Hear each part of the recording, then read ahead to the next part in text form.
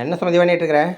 அதுங்களா, நேற்றுக்கு அதாவது வந்து நேற்றுக்கெல்லாம் வெயிலில் போட்டு வச்சுமாலங்க, அந்த அரைப்பை வந்து அரைச்சி எடுத்து வச்சிட்டோம்னா தலைக்கு போட்டு குளிச்சுக்கலாம்னு சொல்லிட்டு கண்ணுக்கு குளிர்ச்சி இந்த அரைப்பு வந்து.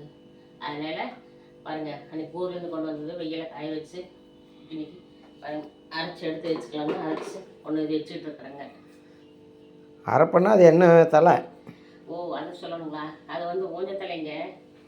ஓஞ்ச மரத்த தலை தான் அரைப்புன்னு சொல்லுவாங்க. அதை வந்து உருவி கொண்டு வந்து வெயில காய வச்சு எடுத்து இப்படி அரைச்சி எடுத்து வச்சுக்குவோம். சின்ன வயசுலேயே இதுதான் தேய்ப்போம். இதெல்லாம் தேய்ச்சி குளிப்போம். முடி நல்லா இருக்கும், கொட்டாது, கண்ணுக்கு சேம்பை விட போகிற முறைன்னு வருமே. ஆமாம், நல்லா வருங்க. வருங்க, நல்லா இருக்கும் பாருங்க.